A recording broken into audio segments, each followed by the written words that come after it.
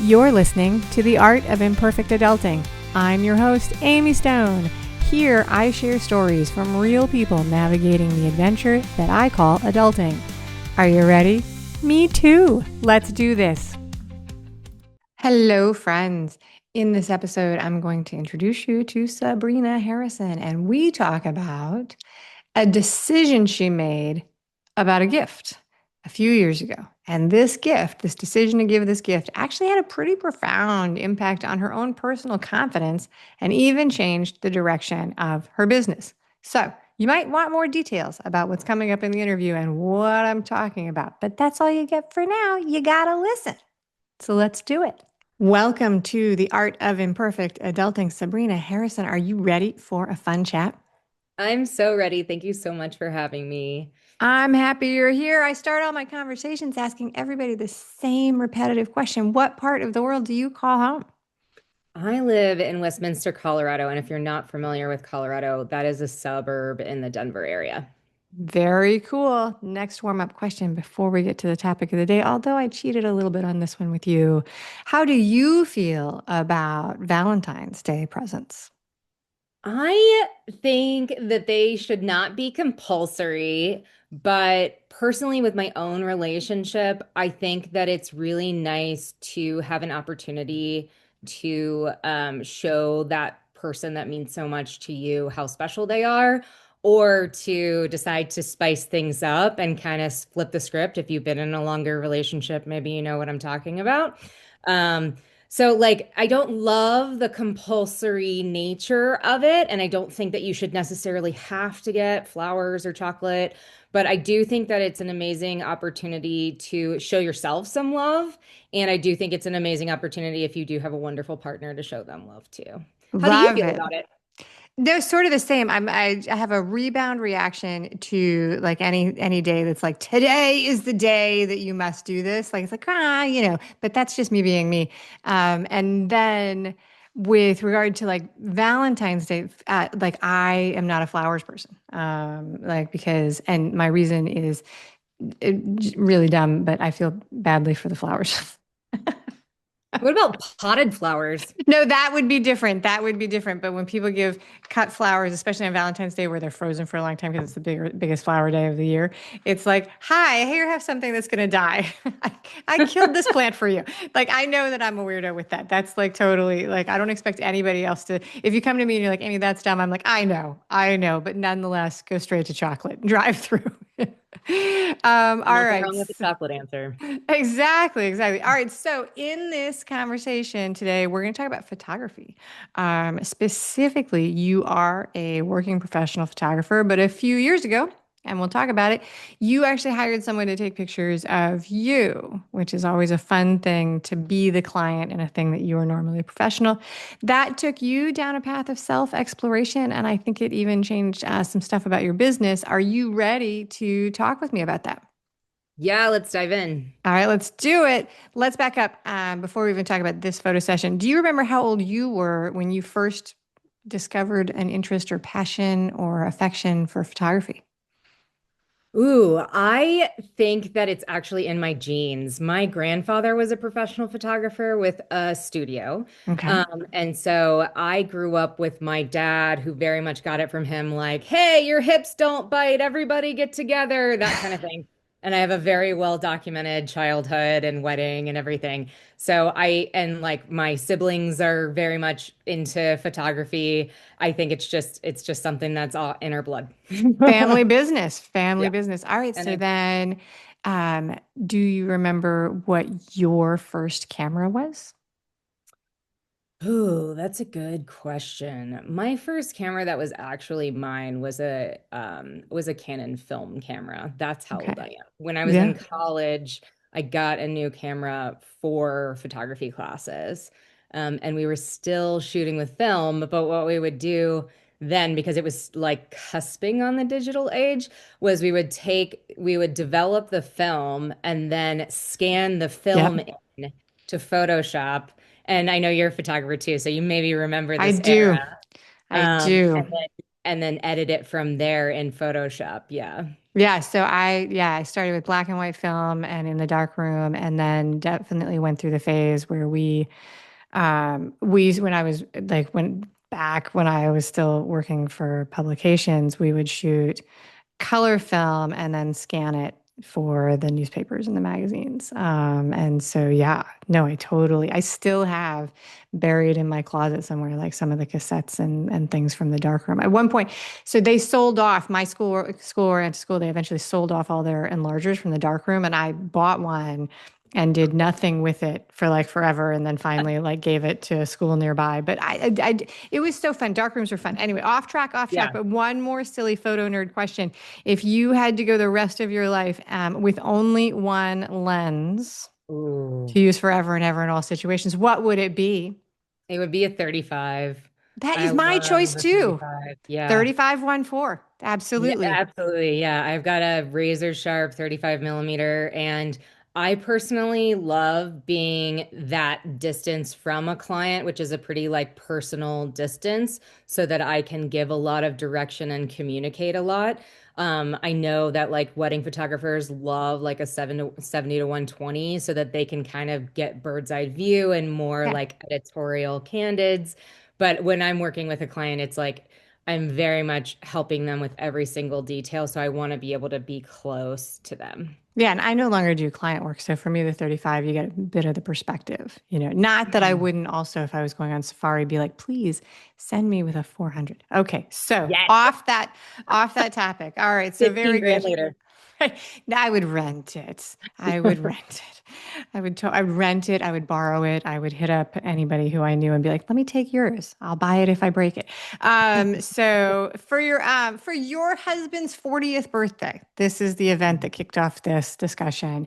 You made a decision that you were going to give him some photos of you as a present. Tell us about where the idea for this present came from. Like, so put yourself before this, and what was the thought process going into through your mind? Like, I'm gonna give him some photos of me.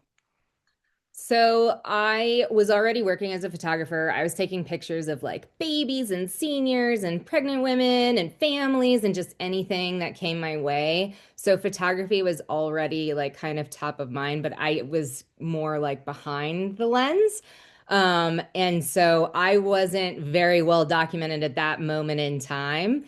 And I felt like it was a very personal present. Like anyone could give him a new like dress shirt or a mug or whatever. I'm literally the only person that could give him this gift of me. And so I love that that was the case, that I was like, it was a unique thing that only I could do for him. And I've had a chance to like really think about like that moment in time. And I found a Rumi quote that I actually think really encapsulates like my feeling about it. Um, Rumi said, as you walk on the way appears. Clarity does not come before action, it comes from action. Oh yeah, Yeah, so I yeah. like I had a knowing that I was like ready to reclaim my body. I was postpartum, and going through that whole journey with children and nursing and like having your body not be your own. I was just like kind of freshly on the other side of weaning my second child. And so I was ready to take a leap into the unknown. Yeah. And I was ready to like really show my husband how much I loved him. But the clarity actually came from the doing. The clarity, I didn't have a ton of clarity when I did it. Does that make Okay. sense? Well, for me, it does, but I'm a person I feel like that's one of the messages that I shout from my little perch here, isolated in my cocoon of production. When people ask me about starting something new, people seem to always really want to have a conclusion and have it be perfect and know that it's going to work before they start.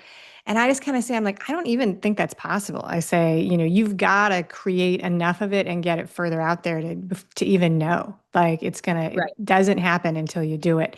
You don't know. You can, read about, walking or running or doing things and study it forever and ever, but you won't know what it's like to do it until you try. Absolutely. Yeah. And so I think and it is a mindset shift and an awareness. And Rumi says it so nicely and poetically. Like, it's hard to do Yeah. stuff. And sure, it's like, I don't know what's going to happen if I jump off this cliff. I don't know if the water is cold, but you won't know like until you do it. And that's where the clarity comes from. You won't even know by watching other people. So somebody jumps off the cliff in front of you, that's reassuring that they make it, right? Right, But right. if There are they no rocks say, there. right, that's Yeah. reassuring. But they might be like, hey, the water is cold. And you'd be like, all right, I understand that. I know what that is. No, you don't. You don't know what it feels like because you're going to jump in and you're like, oh, that's what you meant when you said cold. Now I know what you mean. I feel that it's cold. Now I understand. And so I agree with you. I agree with Rumi. I think that's fantastic. All right. So you have this idea you're going to give your husband these photographs. It's a very specific type of photos that you're giving him, which is boudoir photos. That's the idea of the gift, right? So I want to get everybody in alignment, you, me, everybody listening and watching. Explain, like, generally speaking, what does this mean as a style of photography? Like, what are we talking about? It's generally in lingerie or some like version of undress. Some of my clients choose to be in lingerie only. Some of them do not even choose to be in lingerie. Maybe they're in pajamas or they're like taking off a dress or they're in a jersey or something like that. But it's some form of undress. And then some of my clients take that all the way to nude, and some don't. And what Um, did you do? I undressed like from a dress into lingerie, and then I did some implied nudity where it looks like you're naked, but you can't actually see that you're naked.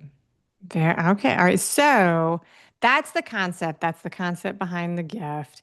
So if I understand it correctly, did you take these photos of yourself or you hired somebody? You were trusting another creator to take these photos of you.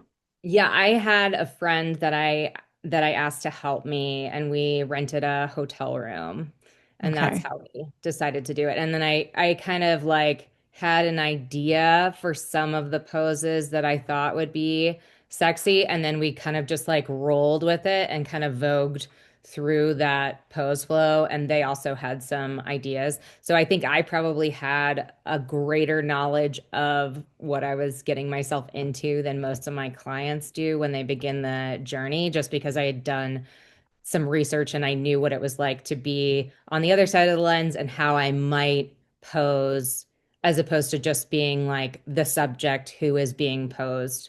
Does that make sense? It does. So you reflected earlier. I think there's a couple of interesting things about the timing of this.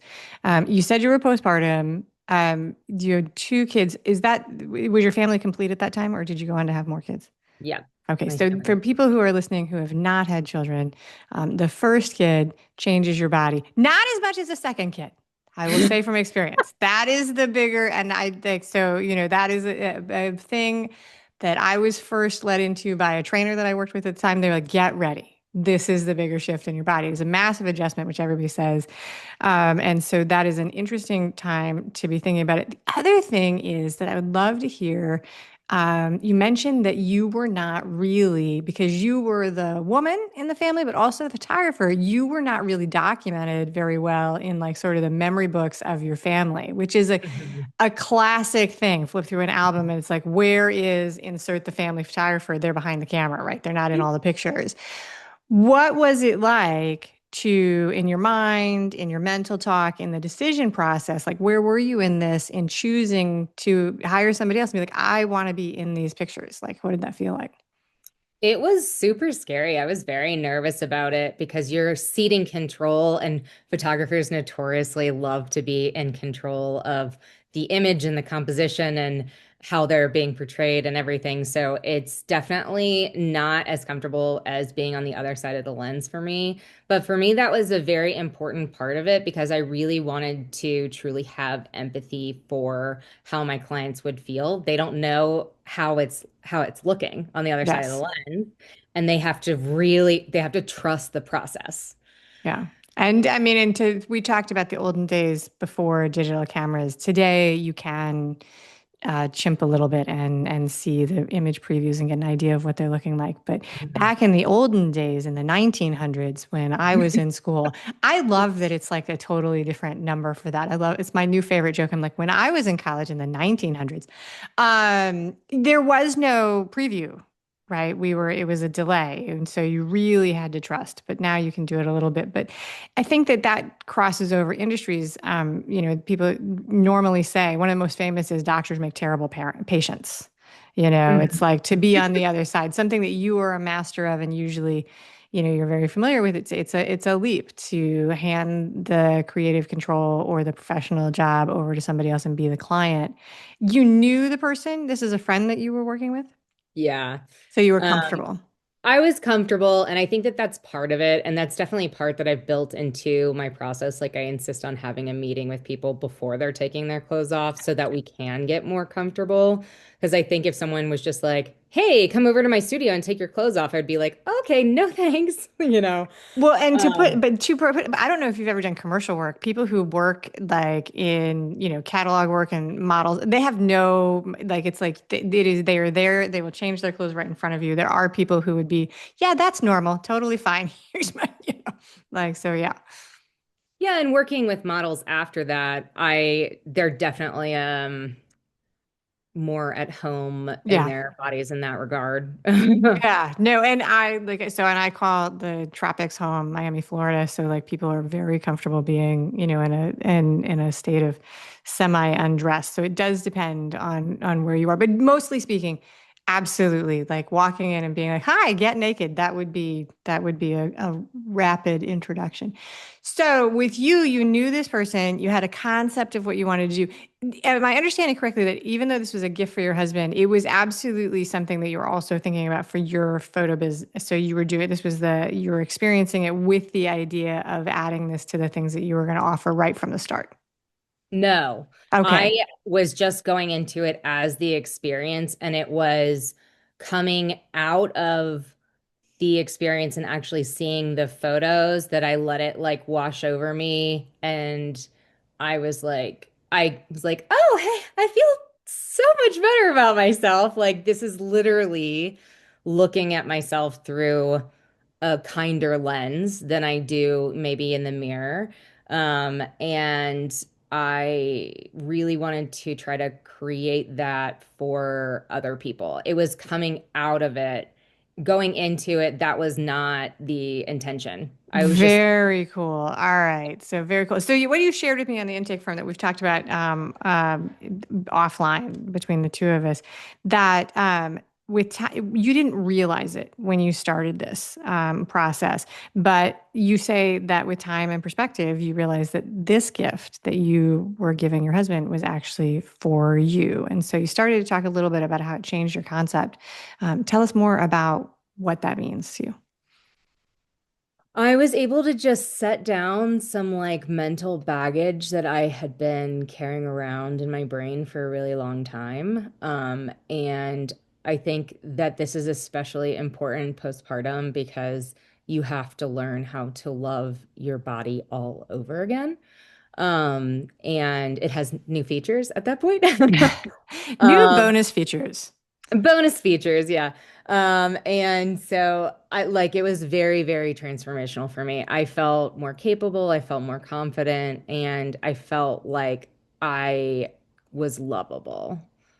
All right, and all of that from the photos. Okay, so that's really interesting because um, let's talk about how photos and images, they sometimes have a very direct connection to self-concept. Right. Absolutely. Like, so, which is a weird thing to kind of think about because I don't think that, most of the time you just think of it, it's just a picture. Like what, don't make too much of it, right? It's just a picture. But like going back to, and I am pulling out a psychology 101 reference that could be completely wrong and people can tell me. But there's a concept of self-concept where it's like, this is what I think of myself. And there's another one, which is that this is how I think that other people see me and judge me. Those are Mhm. two ideas of the same thing. But with photos, right, when somebody hands you a picture of yourself or you see a picture of yourself in a frame or in an album, those two things come crashing together. Like, so if you have a concept that doesn't match the photo, that can be great, like, oh, look how great I am. Or it could be like, oh my gosh, I did not realize that that is what I showed looked like in the camera. So, did you have concerns when you started this? Like, you knew you were postpartum, you knew you Mhm. wanted to give your husband this, but did you have concerns and fears as you went into this project? And what did those look like and feel like? My concerns were like the common concerns that I hear all the time. I am like my belly is not my favorite part of my body, especially postpartum. I had like some new stretch marks, and so I was very concerned about how those were going to come across the camera. And they just didn't feel like they belonged to me. And I do think that most people have some level of dysmorphia where they don't actually see themselves as other people see themselves. Yeah. And I think that boudoir can be really helpful in healing in that it helps you actually see it as it exists and not as like it exists when you make a huge deal of it in the mirror when you're being self-critical and picking yourself apart. Like you make it a much bigger deal than it actually is. And when we're looking at ourselves and our belly and we're maybe like pushing it out or Right. we're like focusing on the things that we don't like about it, and you're not seeing it in space or with posing. So like my stretch marks like largely did not even show up because of the way that the light hit my body. Yeah. And I find that that's true with my clients too, that like sometimes light will pick something up and sometimes it doesn't. And so it's like, okay, so in reality, it's not an obvious thing to other people like it is to me when I'm really super focusing on it. And when I move my body in different ways, maybe I elongate my torso, maybe you're seeing me from the back and I've turned my head back to look at you. Like it's not an obvious thing to other people, and it's not something that really draws your focus as another person. It just does as the subject. And so when I saw it, I was like, oh, like that's just part of me. It's not nearly as big of a deal as I thought it was, or like as gross as I believed it was beforehand. Does that make sense? I think so. I mean, I think that I would say that, if you're in the dressing room of, Bloomingdale's or Macy's or whatever, and you're looking at your outfit in the mirror, you're looking for, sort of imperfections. Like, does it fit? Mm. Like, where doesn't it fit? And so what you're saying is that I'm going to rephrase it. You tell me if I get it correct, if I understand, and put it in my own words. You were concerned that the things that you saw as imperfection and not good enough were going to show up in the pictures that you were going to give to your husband, and that was, facing that, like, I don't want to highlight my flaws. I want it to be a pretty picture, and that's a definitely something, it's a concept that's beaten into us, in most families forever. It's like our parents are like, make sure you smile for the school photo, take a good picture, all of those things. So I think that that's a reasonable thing. Okay. Did you have any concerns about, what the photographer who you were working with would think of you, or what they would say, or judge you during the process, or any sneaky things about, what will my husband think when he sees these photos? So I was comforted by the idea that like, okay, well, if I feel good, my husband is probably going to love these because he loves me. And it's nothing he hasn't seen before, right? Okay. All right. But I did feel slightly concerned about being judged by the photographer for just not having like a body that meets the beauty standard. But that was very quickly kind of washed away just through the experience and getting more comfortable. Yeah, I mean, I think that that is, that there's there's layers of that that you can unpack because most of us are not runway models who are going to show up in the photos like that. But that doesn't alleviate the pressure that when you put yourself in that situation, it's like, who am I to do this and go through this? So I think that's a good thing to be aware of and a wonderful thing about it. Okay, so you shared that this process for you, the process of having these photos taken of you in the context of giving them as a gift, unearthed some of your own confidence issues, which is interesting to talk to you about it today because you've already done all the work. So it's like going back and thinking about it then.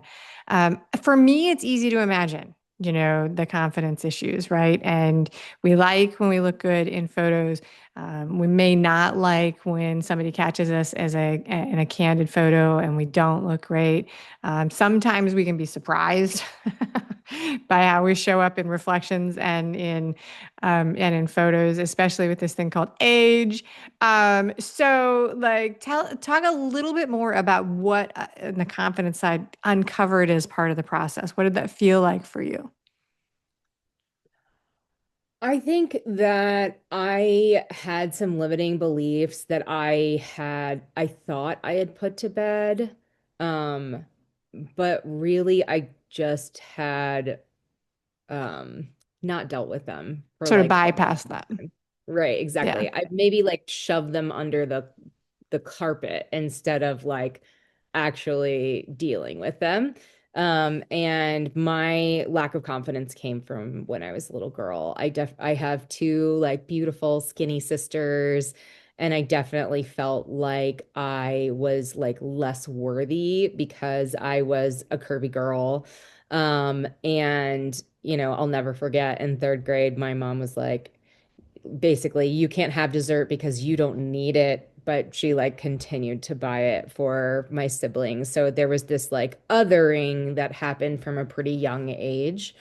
Um, and so when I was facing the idea of like being like fairly unclothed in photographs, all of those things came back, like kind of crashing back that, I didn't have a runway body. I had a postpartum body, and like maybe that body was not as good as other bodies, or not lovable, or um, not pretty.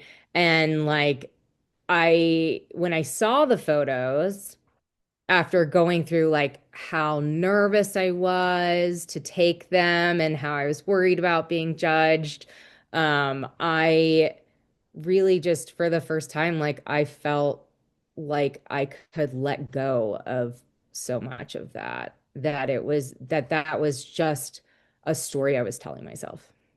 So there's a lot that you touched in there. The pressure of beauty concepts within your family and the worthiness.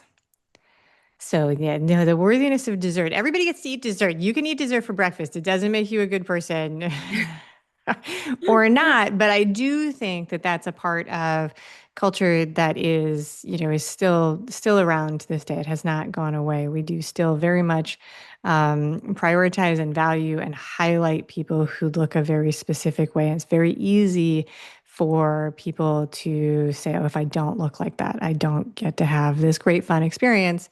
And that's unfortunate because most of us do not look like that, and it gets in the way of living your very real life. Or I'm going to torture myself through this experience. Like, you still have to go to the pool party, but you're going to like feel horrible through Yeah. the experience.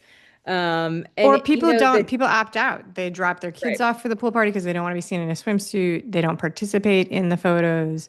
We all have these in our family. The person who's not ever in the group photo or doesn't hang the photos because they don't like to see themselves in their own house. And yeah, those things are all there. Did it surprise you that you were nervous to do this, seeing as it was your profession, like to turn the lens? Were you surprised by how nervous you got to go through it?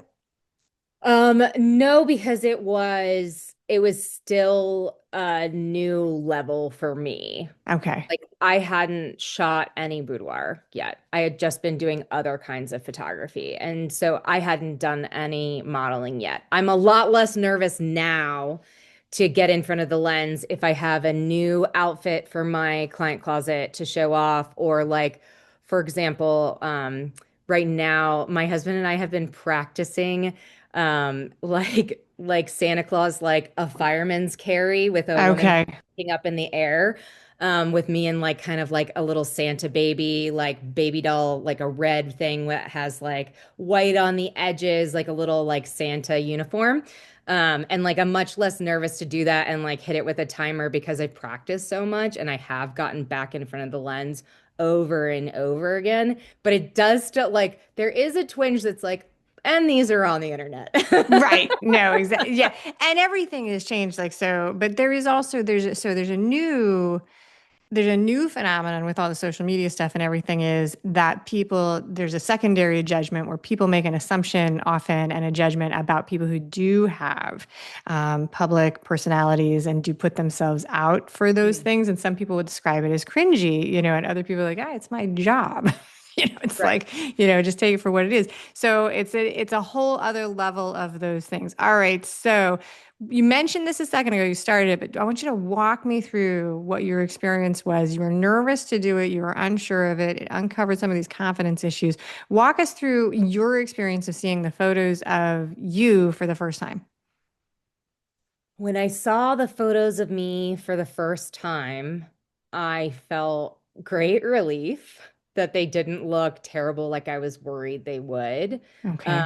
And then I just actually let them wash over me. And I felt really sexy. I felt really good. And all of those like previous concepts of having like an unlovable or an unworthy body, I was like, I can put that down because I feel really good about myself. That is fantastic. All right. So, was there ever a time in any part of this process, like that you ran the scenario in your head? You're like, I can do this, and then I can maybe not even give them to my husband.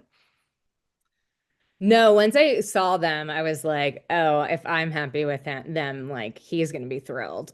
Okay. All right. Very good. Very good. Okay. So obviously, having boudoir photos taken of yourself is not the only way to face the issues of body confidence and things like that, but it is definitely one way to do it. For Definitely. sure.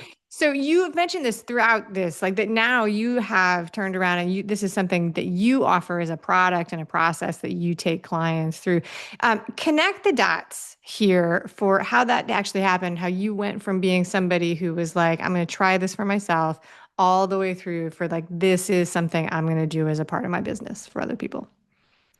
So when I saw the photos and I kind of let myself level up from that experience, I sat with it and I gave them to my husband. He was thrilled.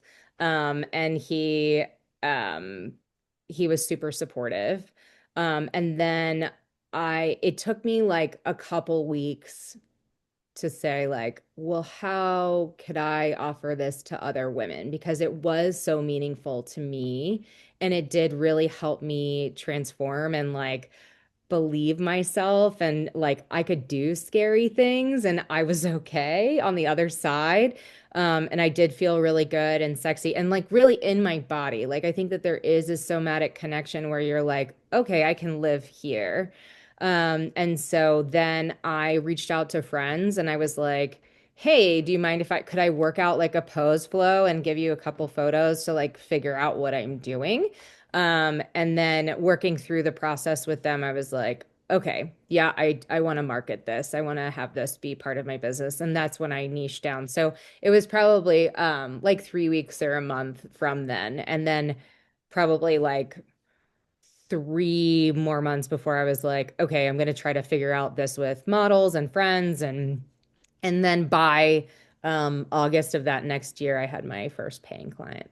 Very, very nice. I mean, it's so interesting to think about this sort of niche within photography, right? Because, you take pictures of babies. Nobody's worried about like, whether or not to show the like little fat rolls. Like we Oh, love we it, love the right? We love roles it, on right? We babies. love it. It's so life affirming. Right, and you take pet photos and family photos. Like nobody's worried about, the goofy face of the animal because it's the way we see them. But when it comes to like wedding photos. It's a lot of concern that we want it to look, the way we want it to look. Family photos, group photos, the family fight, everybody getting ready. You will wear this shirt and you will be happy about it. That's like a comedy skit that plays out in every single family. But then this is a very, this is a concept that you have leaned heavily into. There's an empowerment and an identity component of this that is part of it's more than just the pictures. Absolutely. Absolutely. But I do think that boudoir is throwing yourself into the deep end. Yeah. So I think that, Maybe start with a headshot. well, maybe, or like I do offer my clients like a lot of different ways to kind of help themselves with self-confidence and loving themselves before we get to the photo shoot. So if they mention that they feel like very self-critical, I'll talk about mirror work with them. Like, can we get to the place where we see something that we love? Can Okay. we get to neutral on the things that we pick on a lot? Like, Yeah. could you thank your belly for digesting your food? Could you Right. thank it for holding your babies and keeping them safe? And like, then could we bridge to feeling more neutral about it? I have a body, I have a belly. It is okay. Yeah. And then we can get to, more positive. But I find if people are just saying affirmations like, I have a beautiful body. And they legit cannot list things when I ask them, what do you love about your body? They're just not going to believe it. Your subconscious is going to just like, whoop, don't believe that. That's way too far. This is a bridge too far. And so I think these little baby steps can help just with the daily mirror work and also asking in affirmations instead. I call them ask formations instead of affirmations. So, like, why am I so beautiful and unique? Right. Why am I the person to give this message? Why am I the person to give this gift? Because then your body and your brain starts looking for the answer instead of just kicking it out like, no, I'm not beautiful. I don't believe that. I'm just not gonna. And then you feel diminished by it. If you're like, I am hot and you don't believe that you're hot, then Yeah. you're like, oh, it just brings it back again. But if you ask yourself, why am I so beautiful and special? Then your brain's like, well, why? Yeah. Yeah. Oh, There's, because I love yeah. my hair or whatever. Right. No, I love that. That is fantastic. All right. So, in a minute, we're going to do the final questions, but you have the people who are watching on YouTube, you can see that it's Sabrina Harrison Photography, but tell the audience what you do and how they can find you online after they listen or watch this interview.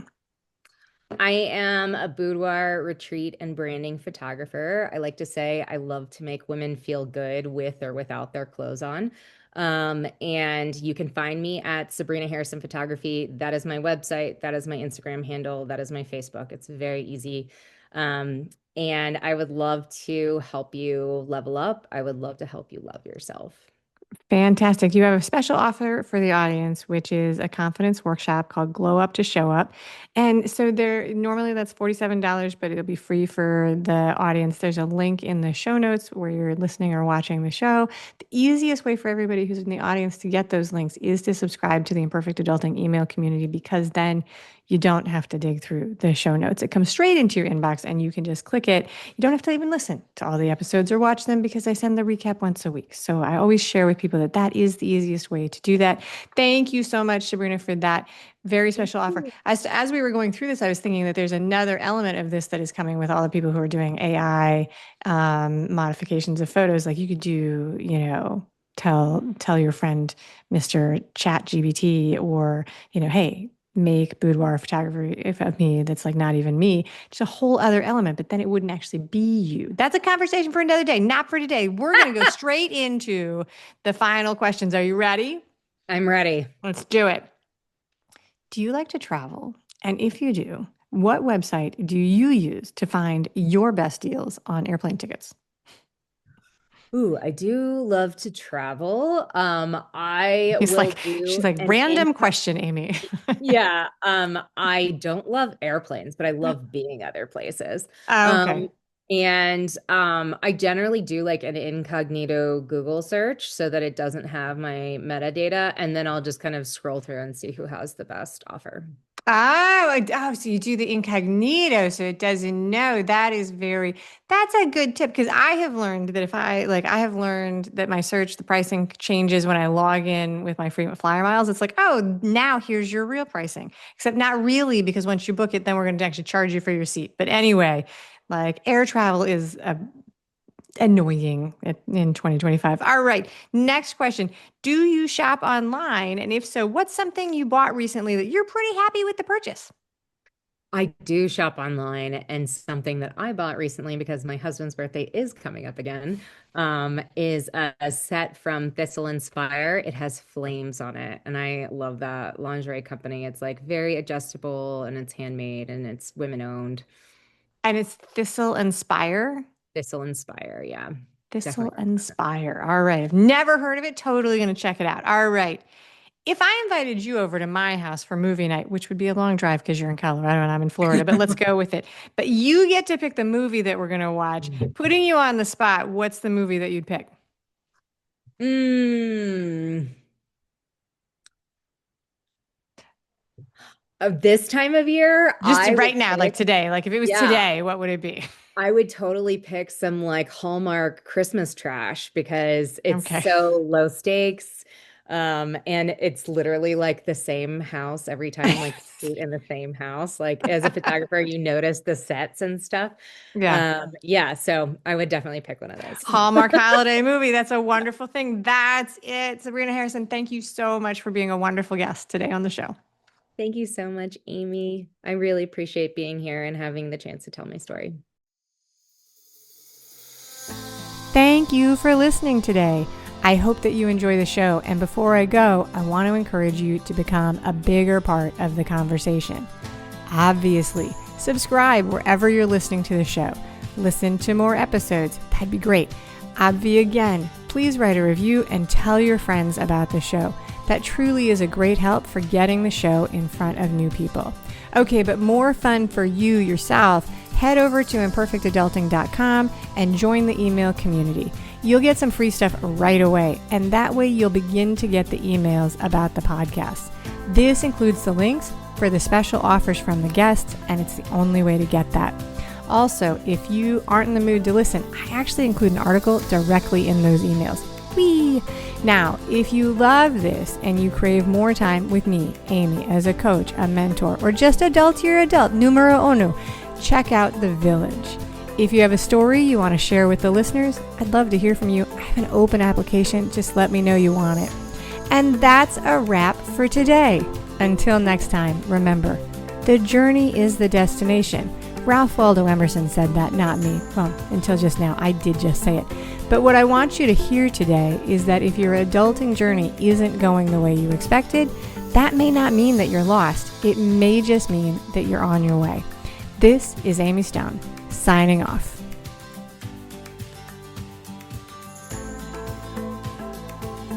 The Imperfect Adulting podcast is created and produced by Amy Stone and Amy Says So. Anything expressed on this show is offered as entertainment, and the views of the guests may not always represent the ideas and viewpoints of the host. That's me.